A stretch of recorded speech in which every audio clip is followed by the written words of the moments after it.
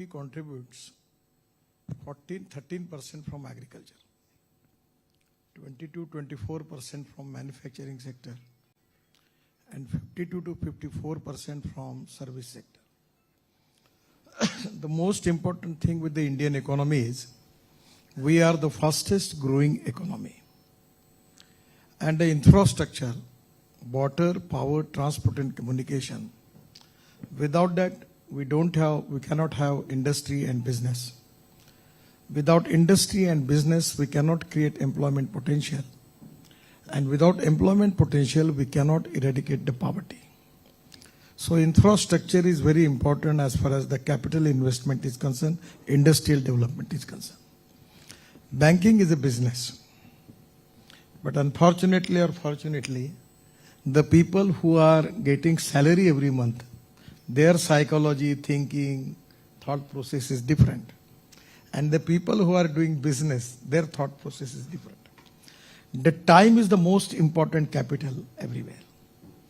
Now presently the Indian banking sector is very good because it is a backbone of Indian economy, and there is a great contribution from banking system for the development of rural and agriculture economy. But at the same time we need to find out where exactly the economic viability, where exactly the demand, where exactly the potential for export, and how we can reduce the imports. On the basis of that, how we are going to invest, that is to be most important thing. I feel that this is the time for the country. By using technology, we can make more investment in agriculture and rural India. And that is to be need of the hour because 65% of the population is now belongs to agriculture and rural India. And their contribution in the GDP is only 12%. So exactly, I always expecting from the bankers that this is the time that we should have good economically viable project. And for that reason, we should have good infrastructure. Now, I feel that this is the time that there are a lot of infrastructure projects which are economically viable.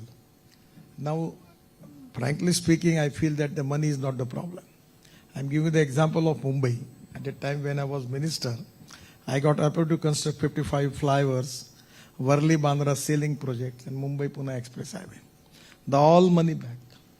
And now the government of Maharashtra has monetized the projects and they are getting 10,000 crore from the market. So the problem is that economic viability in the infrastructure project is good.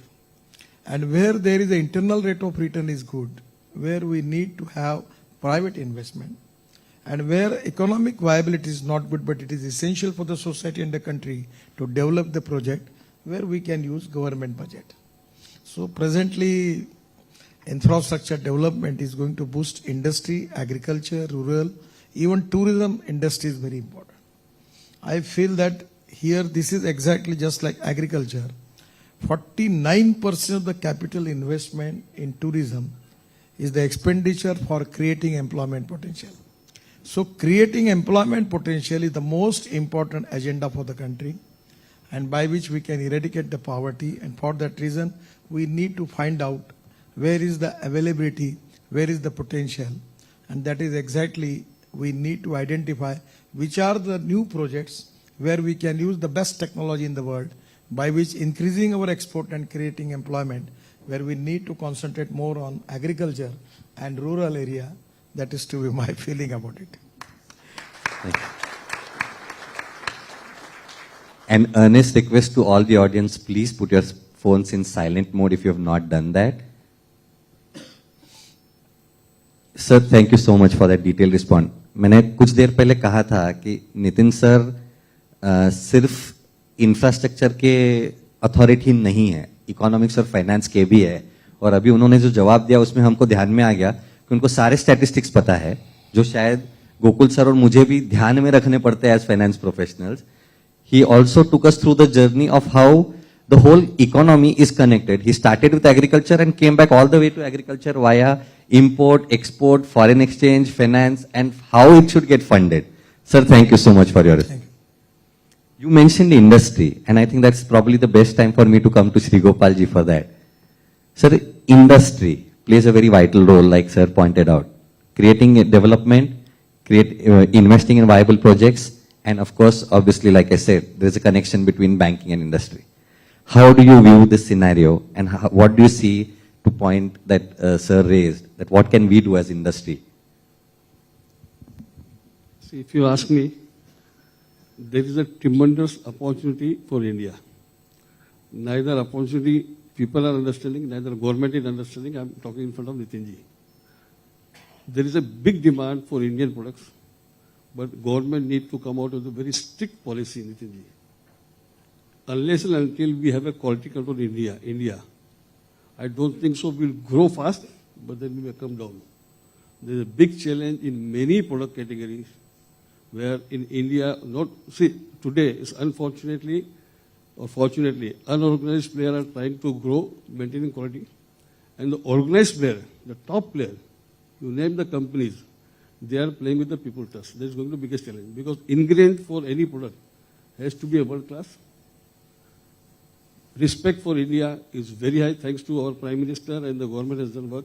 Today, people want to come to India because see, I can experience it because we are the largest cable exporter. I myself travel more than 100 countries and I have 30 foreign trips every year as a foreign business. The perception about India has changed. Now we need to change our system, policy, and we also need a support from government. We don't want any subsidy, any incentive, nothing on. But then kind of infra, Nitin is working, government is working, that will reduce our costs. But there are a lot of small things which many countries allows. Like see, we get a third party payment. Now banks are sometimes creating problem. You go to UK, they allow. You go to China, they allow. You go to Singapore, they allow. So the small things need a support. Otherwise, there is a tremendous future for made in India product for the world. Thank you, sir. One more question to you, sir. So you talked about policy support and you talked about investment. And that's exactly what the subject matter of the book is. So how do you see the connection between RBI's policies and businesses? See, RBI policy is good as far as, because for us as a businessman, there is no issue. Only my personal willingness as an Indian, like everyone is waiting for the Fed policy, everyone is waiting what UK is going to do as an interest rate, or Europe is going to announce. The day should come that what RBI announced, the world should follow. Sir, I am going to defer this to Gokul sir because as part of his book, there is a statement where a renowned economist in the US has said that if there was a governor like the governor of India at that point in time in US would not be in dirt. That is the statement that already has been made by a very, sir, you may add value to that statement further. Well, yes, in respect of Dr. Y.V. Reddy, one of the topmost US economists, Joseph Stiglitz, mentioned that if there was a central banker, governor of the Federal Reserve like Dr. Y.V. Reddy, the American economy would have been in much better shape. And that is the type of credibility, that is the reputation that the Indian RBI governors are commanding all through the world. Thank you so much, sir. I think there is enough that we are intrigued about the book. And there were multiple comments from a lot of people. I'm going to read a few of the review comments to you. First one is from Dr. Chakravarti Rangarajan. As you all know, he was the governor of the RBI. And he's probably regarded as the architect of the monetary policy framework and is credited for bringing in the financial discipline framework for this country. Here's what he says, and this is a part of a brief foreword that he's written in the book. And I'm taking some extracts, this is not the entire foreword. This book that Rathi has written is not an analytical work. It is a catalog of events. The book provides the academic and administrative background of the governors, key decisions taken by them. It is thus a compendium carefully collected and interestingly presented. And in his conclusion to the foreword, he has said that this book is a broad brush picture of the people who drove the institution during the 8 decades. It is interesting and sometimes amusing. That was Sir Rangarajan giving a comment on Gokul sir's book, and Gokulji has dedicated his book to Rangarajan sir. Another veteran and an authority on RBI history, Mr. P.P. Ramachandran, who has authored RBI an anecdotal history and has reviewed and edited 3 volumes of RBI history, apart from 81 other publications. He has written a very, very elaborate review. He says, Gokul Rathi's book chronicles the history of the Reserve Bank of India and its governors since its inception in 1935 to the present day. The book offers abundant proof of the author expending lots of midnight oil, making numerous visits to the Mecca of RBI memorabilia, the RBI archives in the College of Agricultural Banking in Pune. This book is a compulsory reading for all students of central banking, bankers, and students of the Indian economy. So that calls for an applause for the book. I have a couple more that I can tell you. Mrs. Usha Thorat, former Deputy Governor of RBI, she has written a very simple statement, but it's very, very deep. A very interesting way of presenting RBI's history through its governors. And Mrs. Meena Hema Chandran, retired Executive Director of the RBI and currently the Chairperson of Karur Vaishya Bank. She says, it's a very valuable contribution to the ongoing efforts of demystifying the Reserve Bank to the common man. Honorable Gadkari sir also, in his foreword to the book, has written, Mr. Rathi has penned down his marvelous book, giving glimpses of pre-independence, post-independence, and post-liberalization eras of the affairs of the RBI. I like the word affairs, sir, on that one. He goes on to say that this book has tremendous value not only for the students of economics and finance, but for everybody who wishes to get to know the core of the Indian banking system. Thank you so much, sir, for that. I think I should not waste any more time, and we should request Nitinji and the dignitaries here to formally release the book for us right now. May I request Manjuji also to join us on stage for this moment?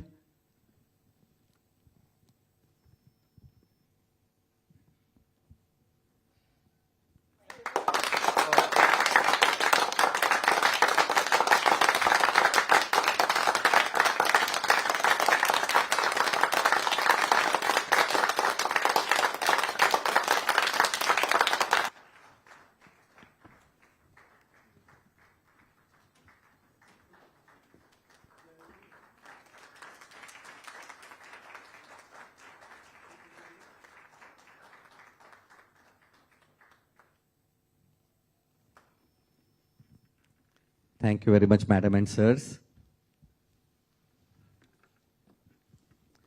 I just take this opportunity to inform the audience that all the income that is going to be generated from the sales of this book is going to be donated for charity and social welfare. Another round of applause for that.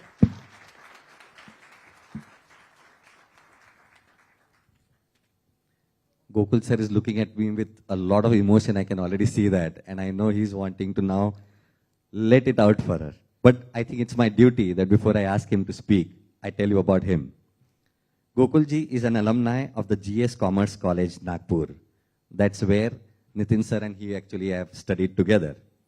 He was the debating secretary in junior college, a rank holder with an impeccable educational career, including a rank in the CA inter-exam. He's been a chartered accountant since 1983 and served in the industry for 7 years. He also visited UK as part of the youth exchange program of Rotary in 1987. He commenced full-time practice of auditing and taxation in Pune in 1990.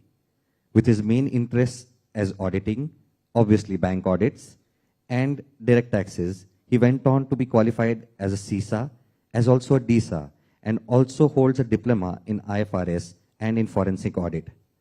And as if that is not enough, he's also a certified business valuer. He's a regular faculty on certain courses of ICAI throughout the country. He's a director on the Maharashtra Cooperative Development Corporation promoted by the government of Maharashtra. Apart from being an auditor and of course now an author, he has been an advisor to banks in many capacities. He has done various assignments as an auditor, performed due diligence, borrower appraisals, bank valuations for various banks in the cooperative sector, private sector, and the public sector, and of course cooperative societies. Till recently, he was a professional director on the board of Mahesh Sahakari Bank Limited, Pune.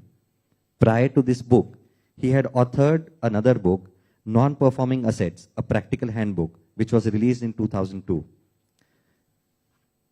He has written multiple articles in various professional journals and local dailies, Pune's very own Sakar, as I would call it, and of course a lot of websites.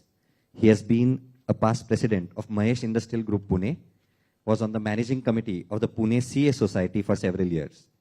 Again, as if this is not all enough, here's a personality who's a regular marathoner. I think you've run, sir, what, about 10, 15 different half marathons, and all of them, every time he betters his own timing. Sir, over to you to share your emotions at this time.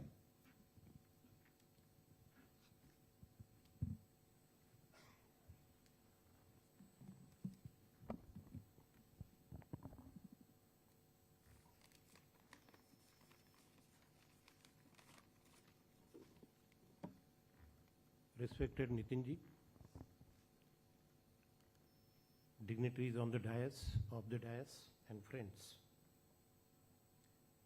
It's indeed a great pleasure and honor for me to welcome you all for this august occasion. My relations with Sri Gadkari ji go back to 1978, when he was a university representative in the Nagpur University Senate. And I, along with my dear friend Anand Parsure, were part of the students committee in GS Commerce.